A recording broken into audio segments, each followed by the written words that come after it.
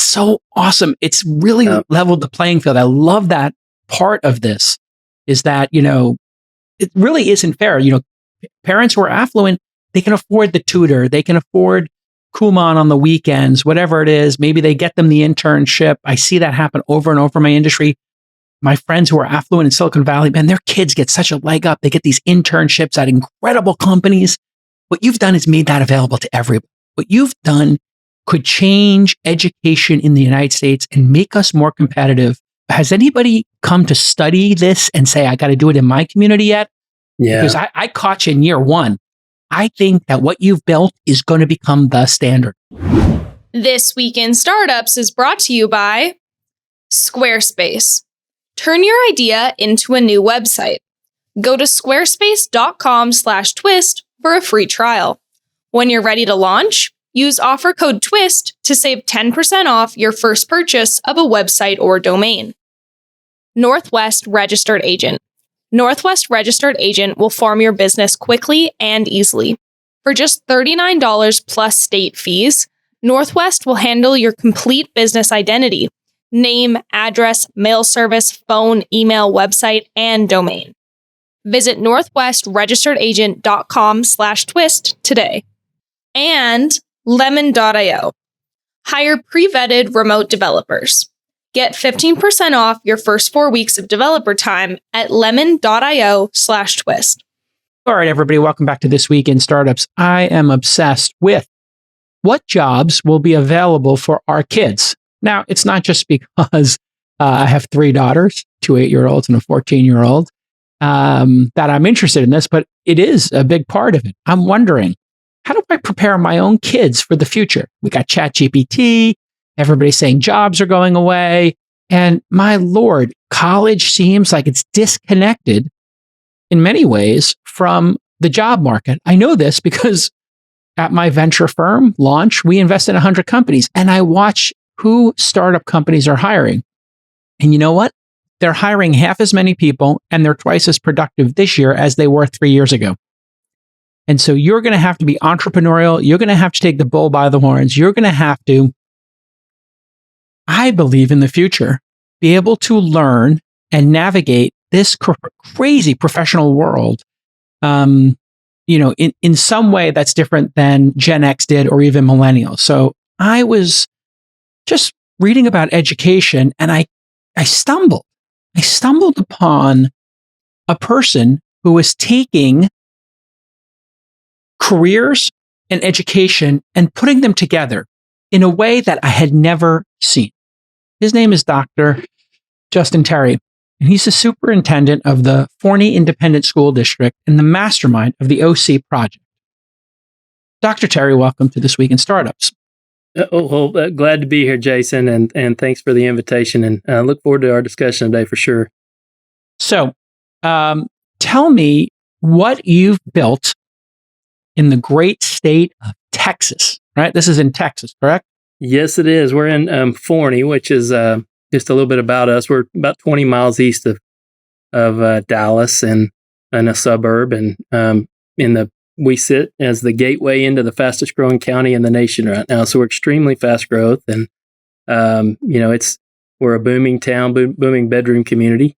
And so we tried something new in education, and I appreciate the nice words that this is my mastermind, but we just had an idea that we had a great community on board, and a lot of teammates put a lot of time and effort into this to create something pretty special. Can't wait to talk to you about it. Maybe we'll pull up a couple of images here and you can describe what you and your team, it takes a team. Yeah. I don't want to give you solo credit for it, but I understand you're the mastermind. So take a look at some of these pictures. Tell everybody what you built.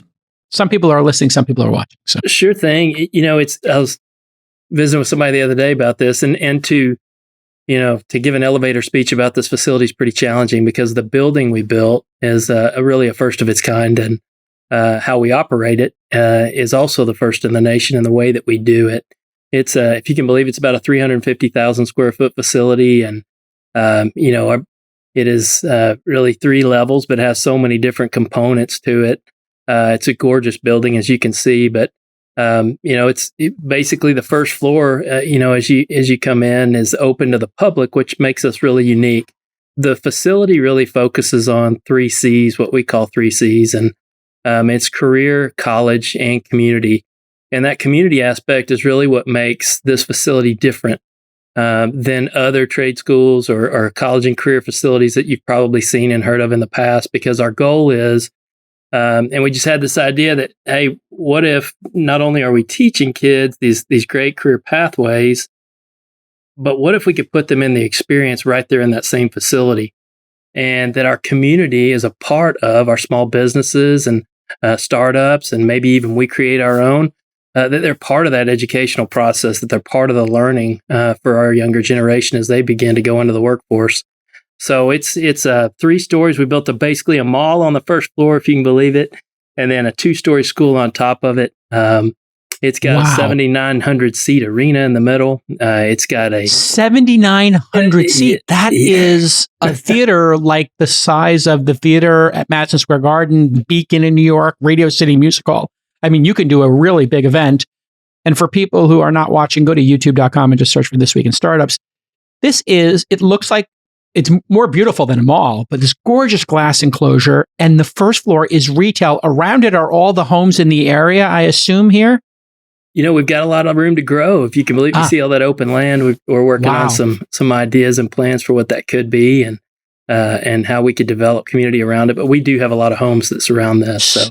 So on the first floor is a retail experience. On the second and third floor are classrooms for people to learn. And what ages are here? Is this high school, college, trade school? What's the age range in this giant 350,000 square foot facility?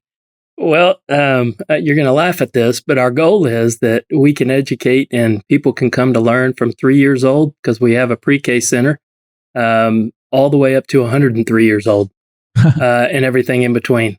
Okay. What is it today? Is it college kids or high school kids?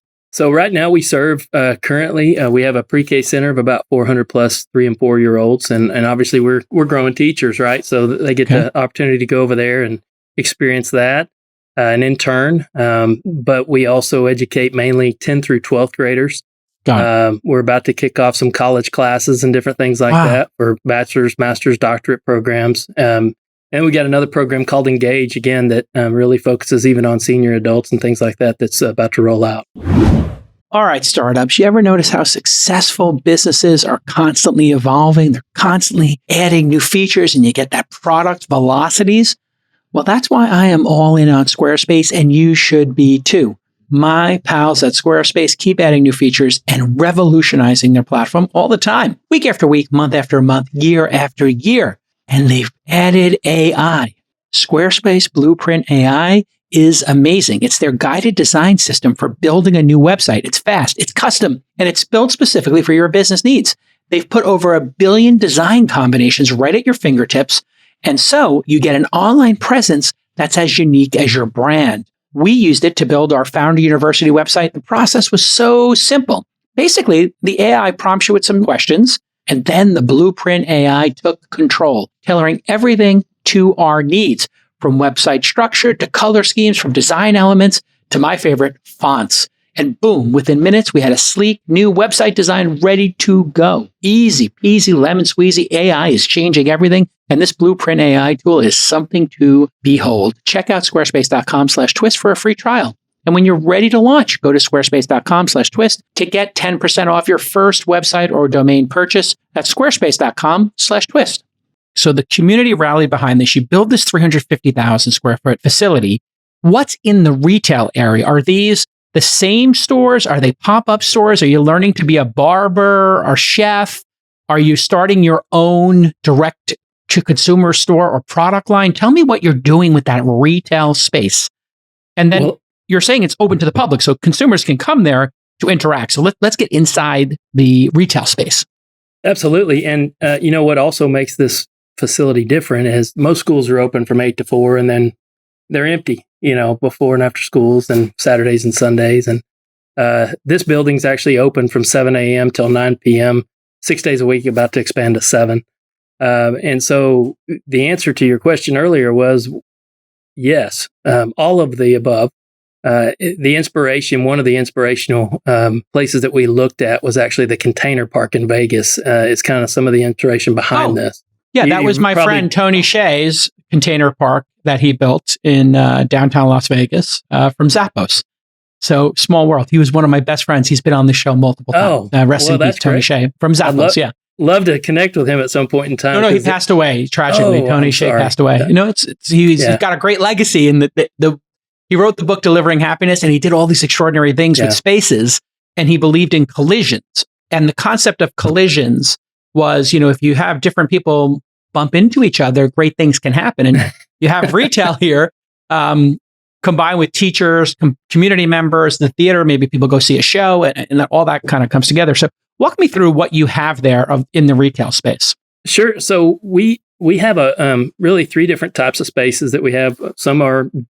We've actually created our own businesses inside of our school district that are either our kids help design and run, with our goal being that we have pop-ups in the future that they've really, started an incubator for, that hopefully they begin to grow into our community. And then we have lease spaces that some of our local businesses, engage in. And then we have sponsored spaces as well that some of our partners just want to be a part, and they need to grow their workforce as well. Got it. So I see here some of the experiences. Are these the experiences that are currently happening? Martin's Automotive, Southern Martin's Social Eatery, Pine and Home Decor and Lighting. Tell me about some of these experiences. Sure. So some of what you see here, some of the local businesses that have come in, and Martin's Automotive, for example. If you can picture, a 4 or 5 bay automotive center that you can drive up into, and 2 bays, or we're teaching Forney ISD and Dallas College courses, and then the other 2 bays that are Martin's Automotive, and they're running a satellite business out of. And the great thing is our kids, it's not just a separate classroom; they're just going back and forth, and learning from each other. That's how it works. Let me see if I get this correctly. You have a business that already exists. A barbecue, a floral store, a florist. They decide, hey, you're going to put them inside this retail space. They get a good deal on the retail space, maybe, or it's just, market rate.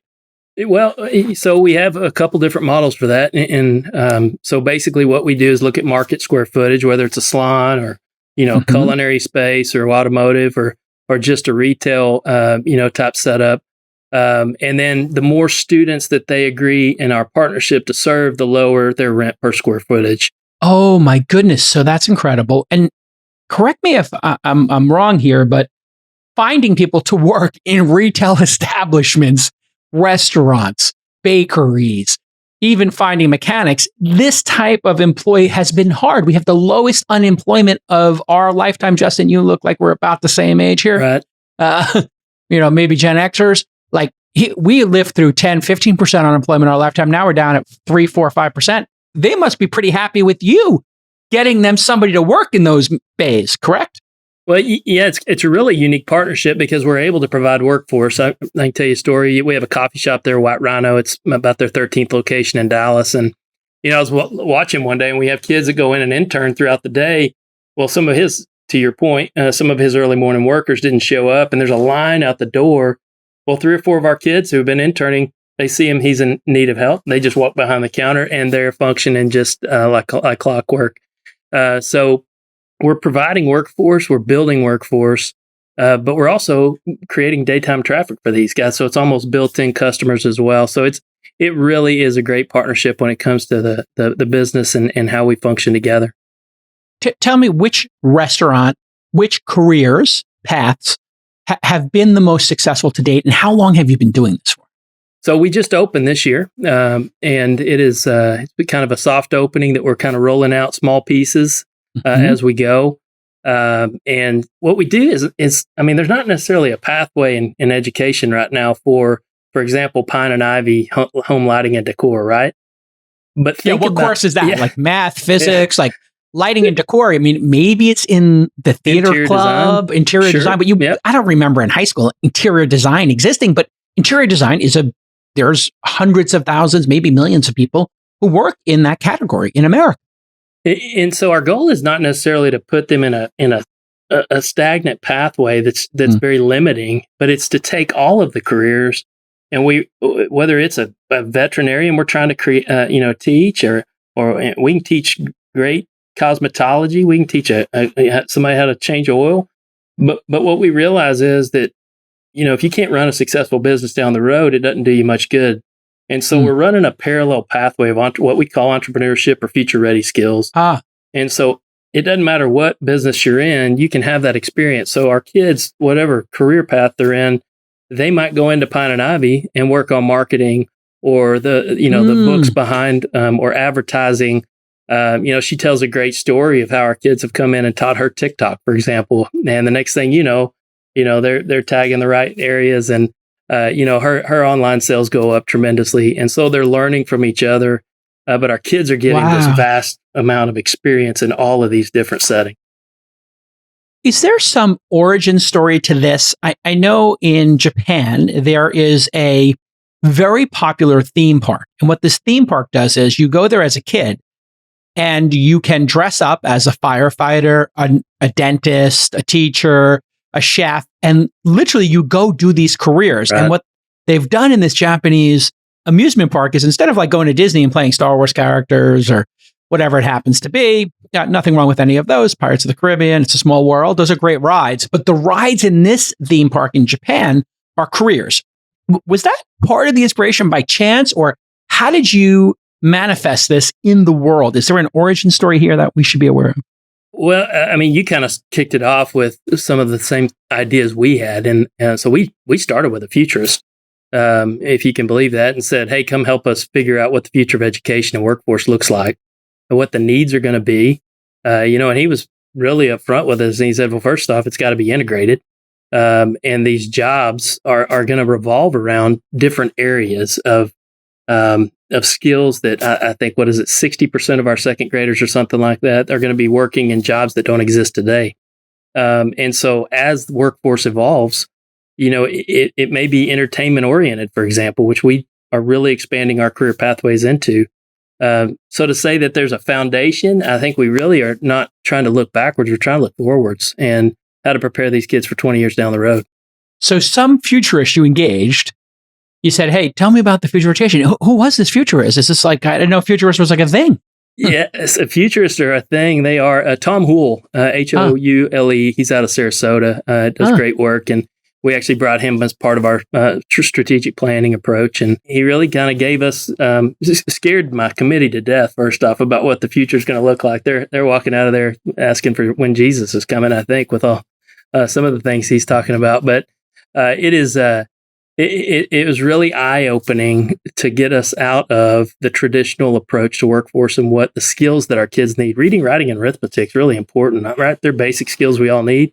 But how about how to tell your story in personal finance and advertising and marketing and communication and all those skills? That's really the vital thing that we've got to begin to layer into education, no doubt. And how to interact with a customer. That's right. And how to understand a customer's needs. I mean, something as basic as that, once you've done it, my Lord, it opens up a world of possibilities. And then you mentioned marketing and meeting people there halfway to understand that. What's the youngest age that you've had a child get involved with business and entrepreneurship? Where's the youngest group? Because I could see I have 8-year-olds and they ask me questions about my day job all the time. So what's the age you think folks will start doing this stuff? My dad had me polishing silverware at the age of 6 in the restaurant in Brooklyn. So, I mean, I was running my own baseball card, company at 10. I get it. All right. I mean, so we got to find where they connect. But it's got to be intentional as well. We've created, we're trying to teach personal finance in kindergarten and grow that up. Right. So we've created some core courses in 5th through 8th grade, for example, to begin to teach these skills to prepare them for this facility. And it's going down to kindergarten here in the next few years. But I'll give you a good example. We've got a business we partnered with, and every partnership we have is unique. It's just about meeting each other's needs and finding a win-win for both. And, one of them is kind of an artisan market. And what the partnership we said was, well, what if we took part of your store and let the students create their own product and began to sell that product? So we call like them an the goods. in-person Etsy, right? Something to that effect. Right, right. So they have to, we had 60 applicants, I think, right off the bat, all the way down to elementary school throughout our district. And, they had to propose their idea in a business plan approach and, present their idea. And then they get a 60-40 split with the owner. So they're understanding, they're understanding how the business functions and reacts to, what products they have out there. Okay, are you ready to launch your business without the headache? Well, with Northwest Registered Agent, you can set up your entire business identity in one place. In just 10 clicks and 10 minutes, you'll have your business officially formed and ready to go. They take care of everything, giving you a complete business identity setup. This means an address, a phone line, a website, hosting, and a free domain, all under one roof. You need a trademark? They got you covered with their own law firm, Law on Call. They offer full services at an incredibly affordable rate without the usual runaround. And if you're worried about privacy, well, rest assured, because everything is covered by Northwest Privacy by Default, where they handle everything in-house, so your personal data stays protected. And unlike others, they don't sell your info to affiliates. Northwest Registered Agent isn't just a service, it's your startup's new best friend. They've created a new agency, a true one-stop shop for business formation and more. So here's the CTA, the call to action. Northwest loves supporting startups as much as we do here at This Week in Startups, and they're offering our listeners a $39 complete business formation pack. For just $39 plus state fees, Northwest will handle your complete business identity, getting you up and running in no time. Visit northwestregisteredagent.com/twist today to get that great offer. northwestregisteredagent.com/twist today. Is the vision here that the facilities you've created, because I'm an entrepreneur, I'm looking at this and I'm saying, wait a second, you got public dollars to do this? You got the government to do this, right? This isn't a private enterprise. That's correct. The school district owns the facility. We had a bond committee come together and they said, let's build a college and career center to serve our kids. And we plus that, I think, and we really brought community and some of the needs of the community into it. We're a bedroom community, so we needed retail, for example. How long did that take for you to get this through? Because I'm from the formerly great state of California. I grew up in New York. We are completely dysfunctional in California. We cannot build a bathroom. Like literally, we built a bathroom in San Francisco for $1.7 million. You can look it up. One bathroom. Now you've built what I think is the most innovative educational experience, perhaps in the world. You have a theater and you have retail. Those things are going to generate revenue. That revenue, I believe, would be enough to underwrite the cost of the school, perhaps. Does that pencil out? Because that a 7,000 square foot theater, I mean, you start having comedians come there.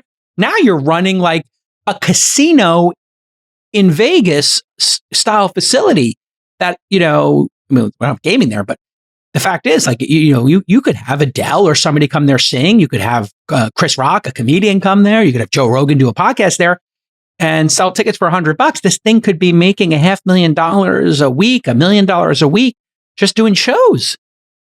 I think the key word there is opportunity, and it's limitless. And as you described, and one of the core tenets of the facility is that every square foot is multi-purposed and multifunctional.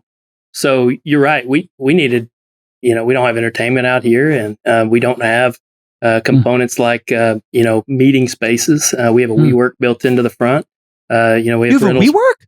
Well, basically, yeah. It's called the Mix. Okay, so you have a co-working space there as well. It's a co-working space up at the front. It's sponsored by Huckabee Architects, and they, you can come and you'll see a group they'll bring their business in, writing on the whiteboards, and you'll have a realtor bring their client in, and you'll have some teachers hanging out. You'll have some kids working on a project, and it's called the Mix. And because intentionally it is that co-working space. And so we can serve anywhere from 2 all the way up to 7,900 in every venue in between.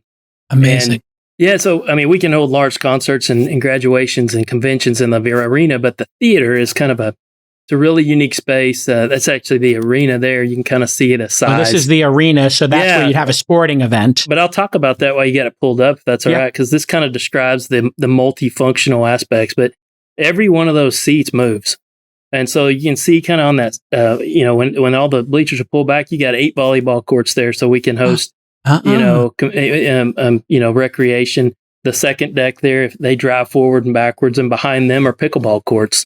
taekwondo. So we rent those out, to different groups in our community, but it's also recreational opportunities. So banquet spaces on the backside, you saw that they all drive forward and backwards.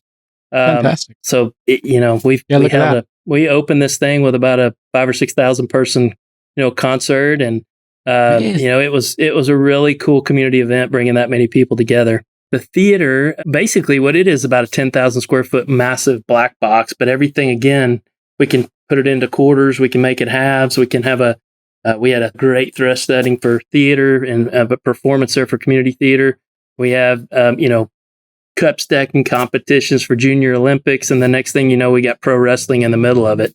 That's being rented out. And it's pretty unique space. It's all flippable and moldable to whatever the need is at the time. But there's definitely an opportunity to really build economic development throughout our community for sure.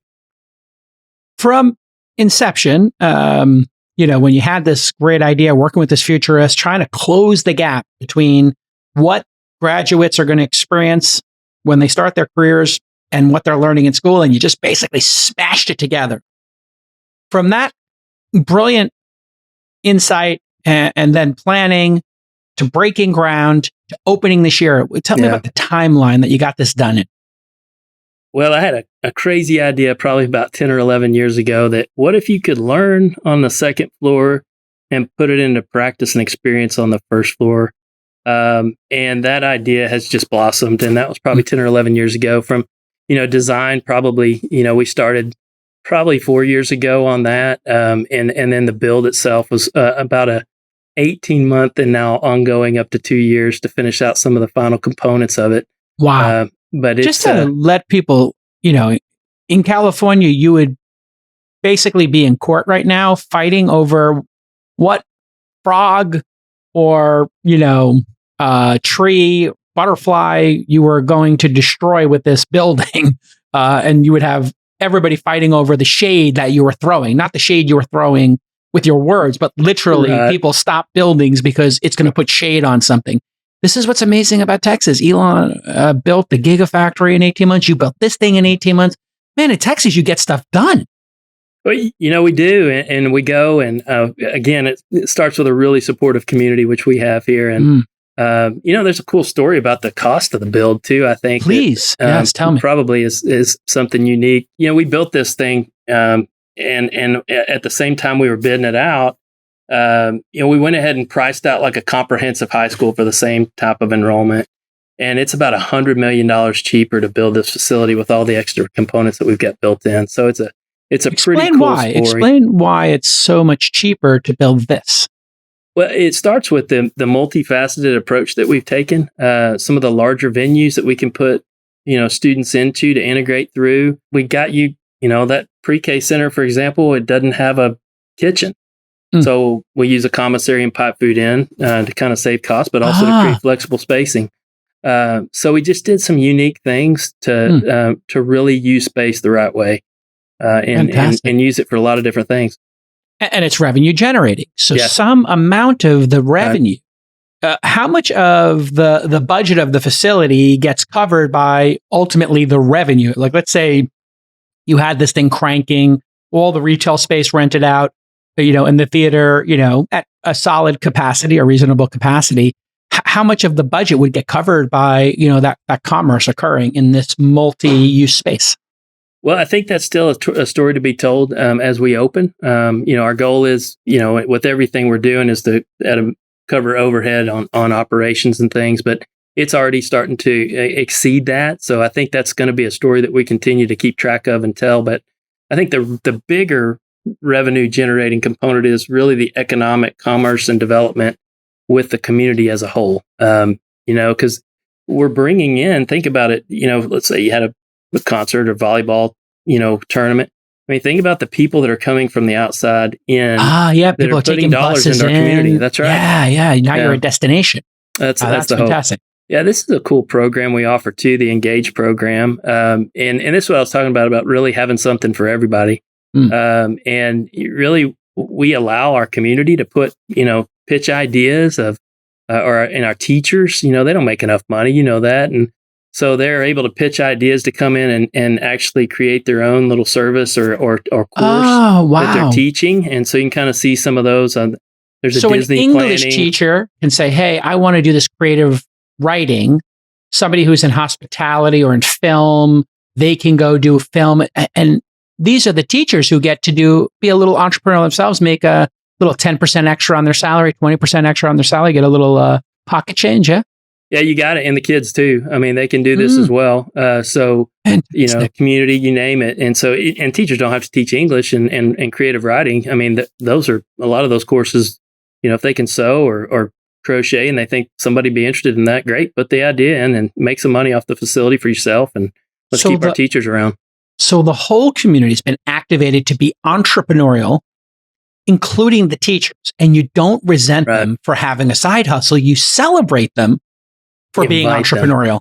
That's right. You invite them and you market them and and that's one of the cool things, just from an educational standpoint is it's not just us as a school district trying to tell a story about what we do. The businesses are, the community members are, they're bragging about this facility, telling the great things going on. And it's really been a unique experience and it's working. It really is. There's a ton of space in Texas. You got a ton of space around this facility. Yeah. I'm curious, have you considered housing? Because when people do these multifaceted spaces now, they're always like, hey, let's put some housing, let's put some retail, let's put some community. Okay, you've taken this to a whole nother level. You got education and community spaces, the theater, entertainment. But I don't see housing here. But, teachers have a hard time with housing. And man, finding great teachers, if you said to them, hey, we're going to give you housing within a bike ride of the school and the facility, and we're going to give you a deal. Hey, we'll give you a 0% mortgage on it, or we'll underwrite half the cost or a third of the cost. Man, people could come here as a destination. You can steal great teachers from around the country to fly in and move in, and you just house them or give them a discount. I mean, I think you're seeing, can't spoil all the surprise because we got to come back and talk to you again, right? Yeah, in the future, Jason. Yeah, so for sure. Let's just say that the OC that in its current state is really, if you want to think of it as kind of phase one.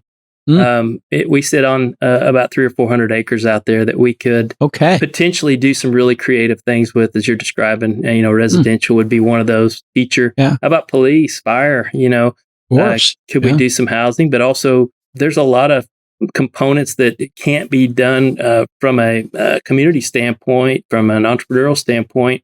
Within that facility as it is, so there may need to be some additional spaces, some different spaces, but. What if the concept stayed the same, right? That we're integrating career college and community in every type of space. You may need a hotel one day, a restaurant hotel management. What about fantastic? Medical plaza or something like that, to where we can begin to even engage in those experiences for our kids in our community. In a way, you're looking at this and saying, let's take life writ large. The whole concept of living in a town, and you're saying, hey, what if education?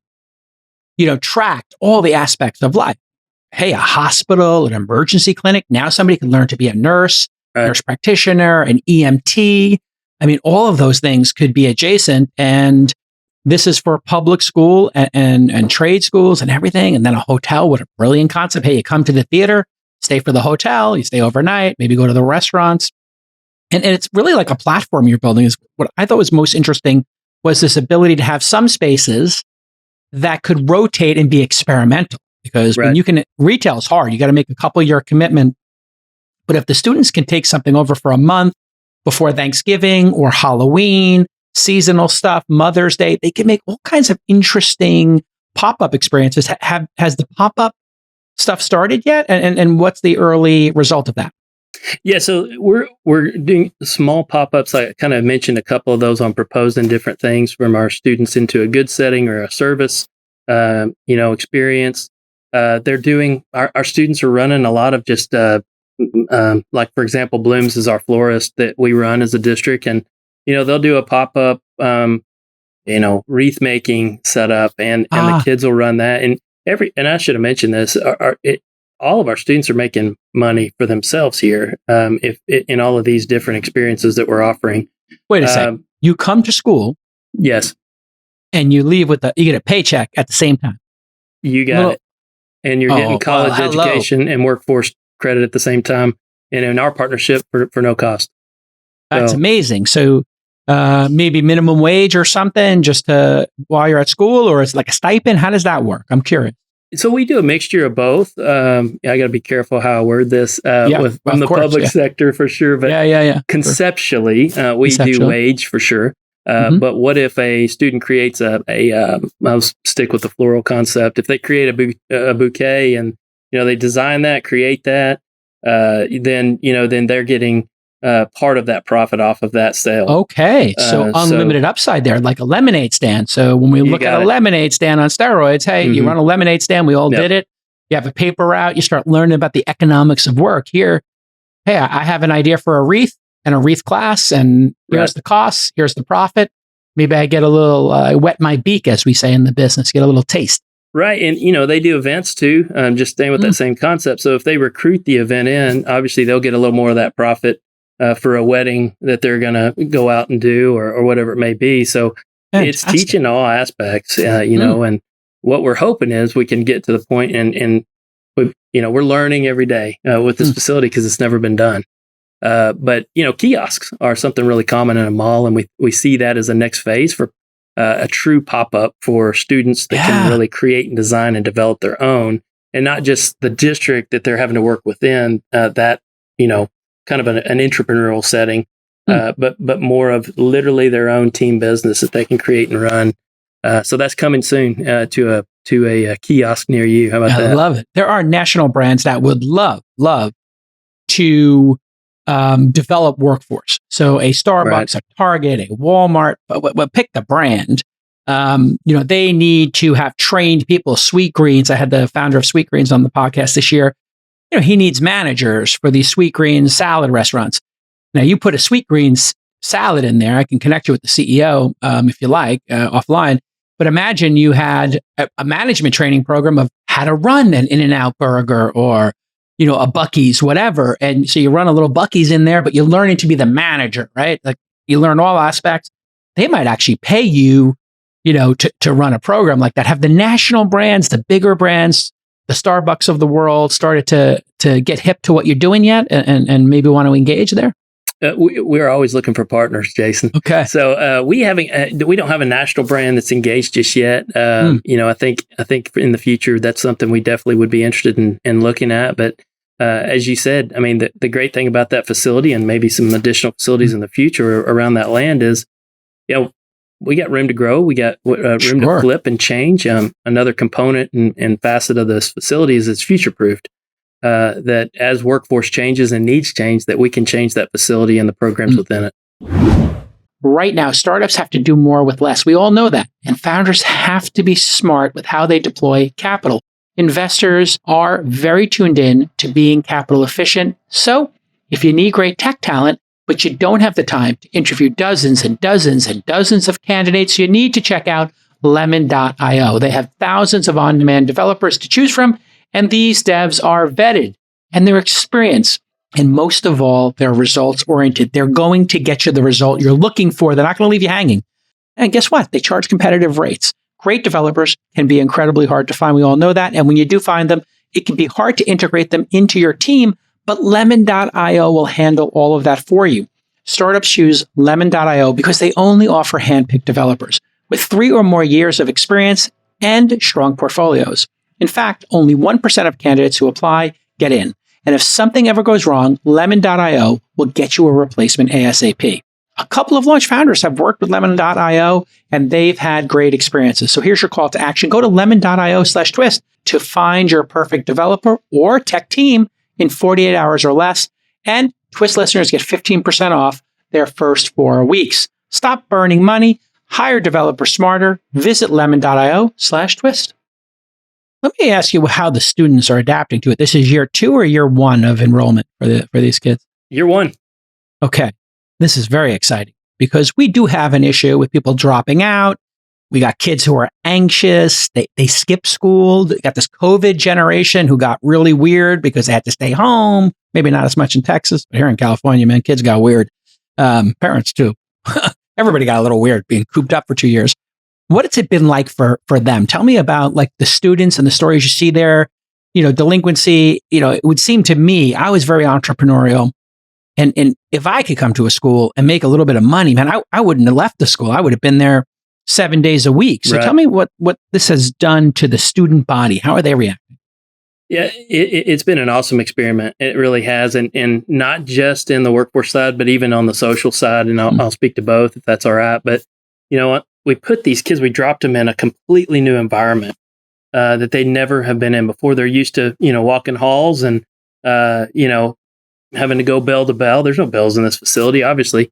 And they have freedoms and the ability to do different things based on what their need is for that day. So they have really engaged. In fact, one of the Martin's Automotive that we have in there, he actually had a son that was just that story that dropped out before. And he really wanted to be this partner because he never wanted to see that again. And we've got kids now engaging in those programs that are coming to school, engaging at a level they've never done before. But we're also, as you said, the rebound from COVID created a lot of new behaviors, let's just call it, not only in schools, but in the world.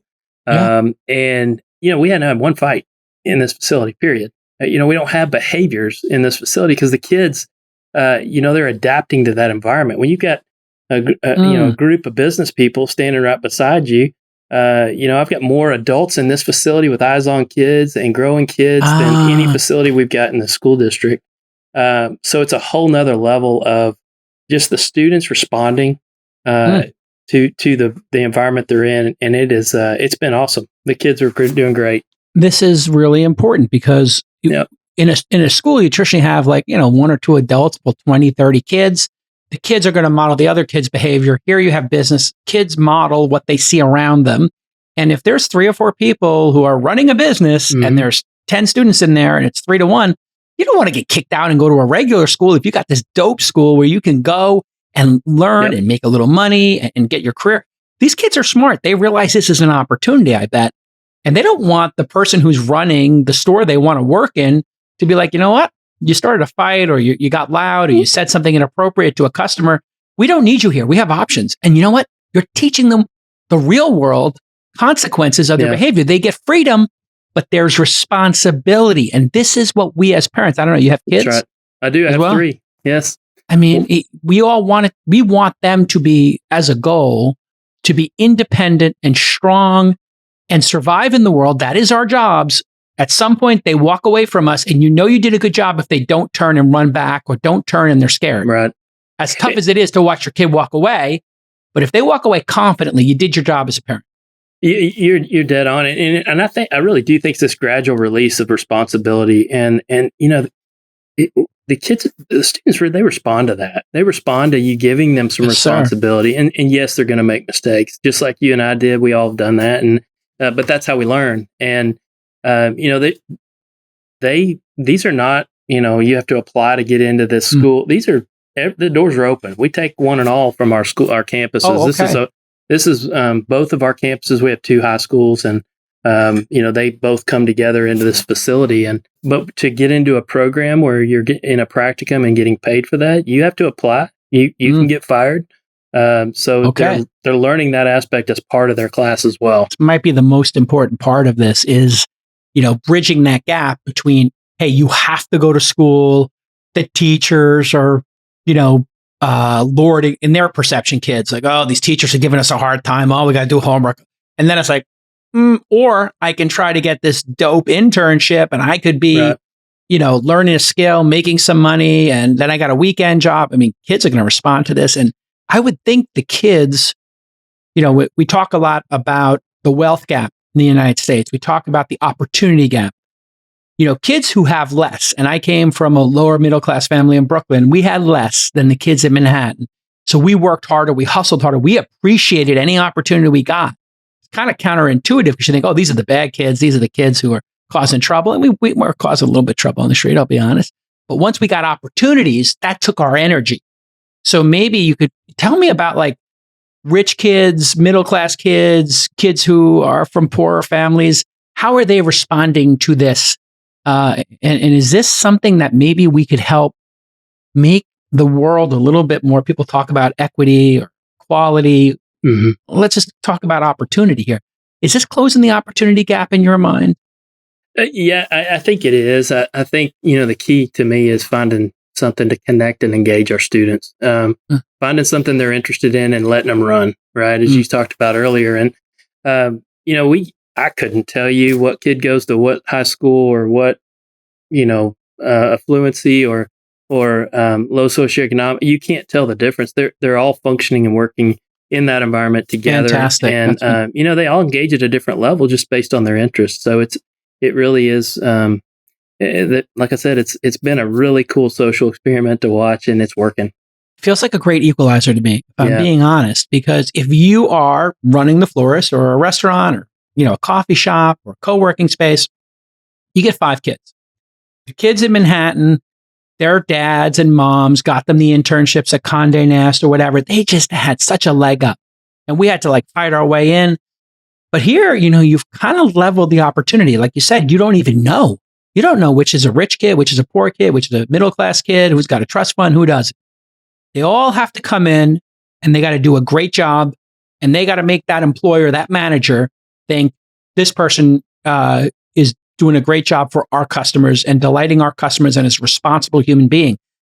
That's so awesome. It's really leveled the playing field. I love that part of this is that, it really isn't fair.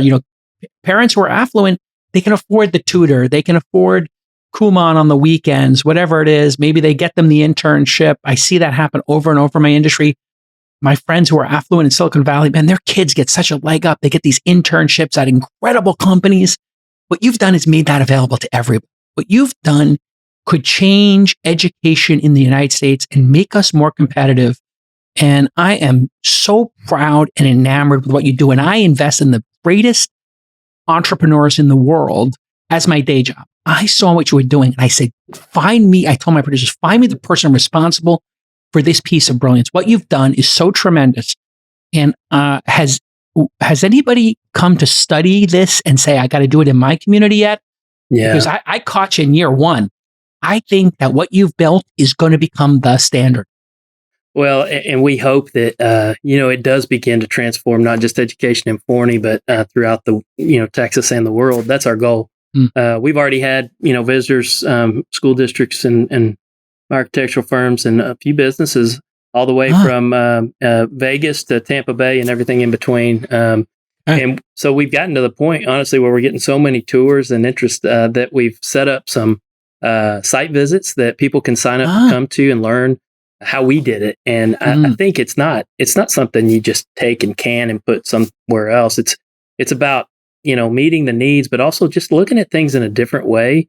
And meeting the needs of the community that you're in. And it doesn't matter if you're a tiny little school district, you can do something like this, or a massive urbanized, district. There's a lot of opportunities. And, I think it's about just finding the right niche for your community, and then taking a chance at it. And it's risk. There's no doubt about it. But, it's working. And we hope that, and we'll be happy to share how to come and visit the OC, because we can show you pictures, but until you actually walk this facility, you really don't understand it.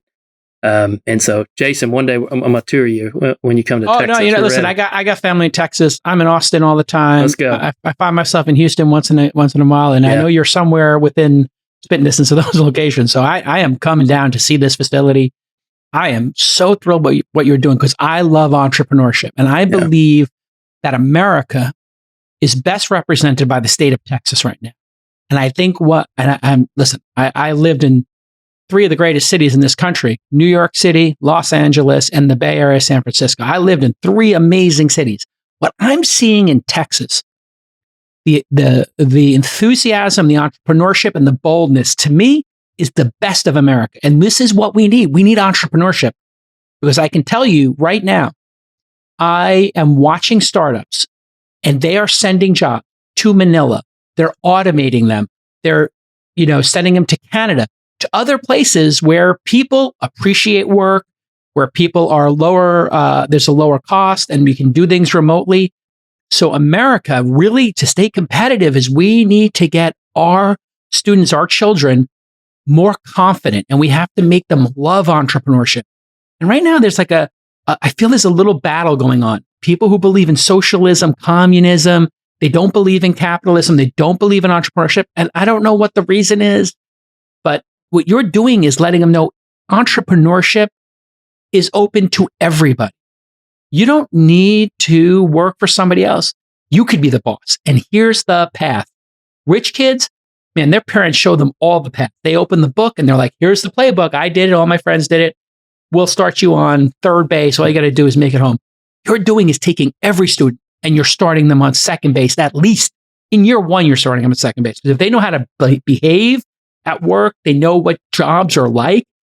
At the ages of 13, 14, and 15, they are going to crush it. The greatest gift I ever got was my dad made me work in his restaurant like a dog, doing every position. That made me fearless. You're doing that for an entire community.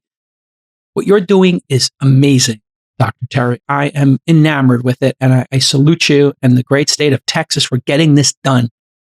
This is a lesson for New York and these other cities, California, New York. You got to move faster. You got to be bold. You got to try things like this and get the red tape out of the way. That's right. And, and like you said, I think it's the future, but, I really believe our nation was founded on, two of those tenets you just talked about. Public education is the great equalizer, but entrepreneurship. Yes. We were founded on that, but it's also our future. And we've got to continue to embrace both of those, to ensure that everybody has that equal opportunity to do great things. It's one thing to be an entrepreneur and start your business, but those same skills work inside of large corporations. Google talks about that all the time, right? They want entrepreneurs. They want those same skill sets and mindsets. So it is, I think it's vital to our success today and in the future for sure. I wish you the best. I'm going to check in with you 1 year from today. We're going to put you on the schedule to get an update. And I am guaranteeing you in the next year, I'm going to come down there and we're going to do an episode live. I want to come down there. I want to see this for myself. This is the greatest thing I've seen in education in a long time. Well, Jason, I appreciate it. So excited. We got a podcast studio that's about to open just for you. So we're going to be ready whenever you are. I am going to come down there and I am going to give, if you want me to, I will host a full day seminar on podcasting and I'll teach these kids how to do it. Let's do it. I would love to come down there and give a talk on podcasting and how great it is. Literally, it's helped my career tremendously. I've done 2,000 episodes. It makes millions of dollars. But more importantly, it helps me connect with the world's greatest innovators, including yourself. So if people want to learn more, you can do a search for theoc.net. The OC.net. You actually got a link. There you go. Yep, the OC.net. We have an app they can download if they'll just search Opportunity fantastic. Central. You can go ahead and, before your visit, pre-plan your food options, figure out what shops you want to visit. So love it. There's also the site visit information on there. Just hit explore, and we'd love to have everybody out to visit and take something away from Forney. The OC.net. Everybody go check this out. If you're an educator, you know somebody who's an educator, send them this episode. They got to see this. And then here's the Japanese amusement park. I just want to show it because I mentioned it earlier. Oh, I've got to take a look. It is called Kidzania. Kidzania. Here's a little look at Kidzania. And I think they're bringing this all around the world, but it's you go to an amusement park and look, they built a little town and you go around the town and you pick, and this is for, I guess kids who are 4 or 5 years old to maybe 12 years old, preteen. And you learn how to be an optometrist. You learn how to drive a car. You just do all adult things. The kids who go to this have more fun at this than an amusement park. Because what do kids want, especially of a certain age? They want to be part of the adult world. They want to be part of being an adult. It is part of the maturation process. You're always looking at the kids a couple of years ahead of you and aspiring to be like them. And then when you become a teenager, you're looking at the adults. And when you're an adult in college, you're looking at the people who had successful careers. And when you have a successful career, you're looking at the people who had a successful life. And you're always trying to emulate that next group. And man, I just love what you're doing. I cannot wait to come visit. We're ready to have you in Kidzania was the concept behind what we call OC Junior. So the play area we have for our pre-K is a smaller version, but they've got a lot of those careers. And then with that, we actually flip it and we have our entrepreneurial program, actually run that for birthday parties and rentable space on the weekends, just to do There you go. exactly what you're describing right there. So fantastic. All right, everybody, we'll see you next time on This Week in Startups. Bye-bye.